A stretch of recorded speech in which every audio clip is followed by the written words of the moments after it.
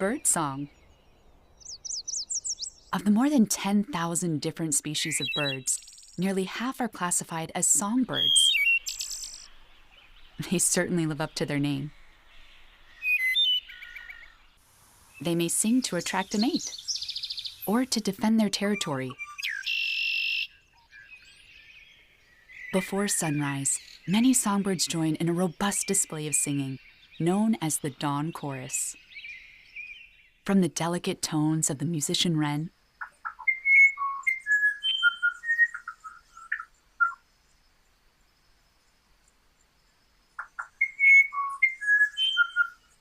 to the long and varied melodies of the nightingale, birdsong can be remarkably complex. Each song is a well-structured composition, at times performed with incredible consistency. Scientists analyze birdsong by creating spectrograms, which provide a visual representation of the sounds. Slowing down a recorded birdsong makes it possible to hear the individual notes that make up each rapid-fire burst of song.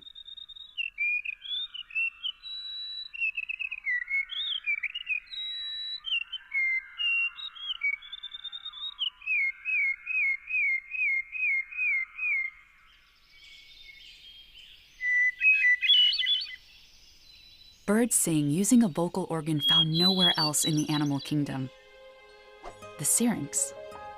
An intricate system of muscles and cartilage operate the syrinx and are used, along with the neck and bill, to generate a stunning range of sounds, such as whistles, trills, buzzes, and chirps.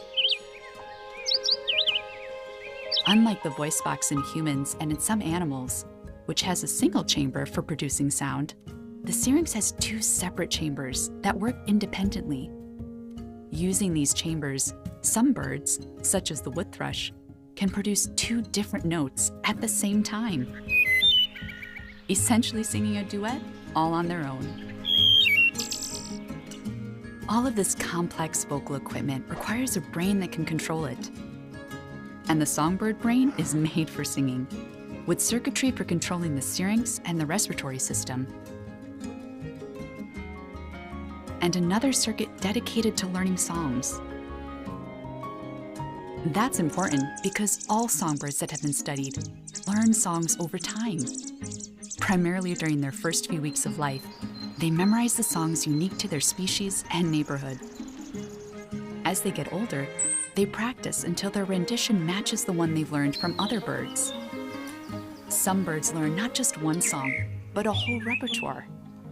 For example, the brown thrasher can sing 2,000 different types of songs, each one uniquely structured. Some birds even remix existing songs to perform one-of-a-kind melodies.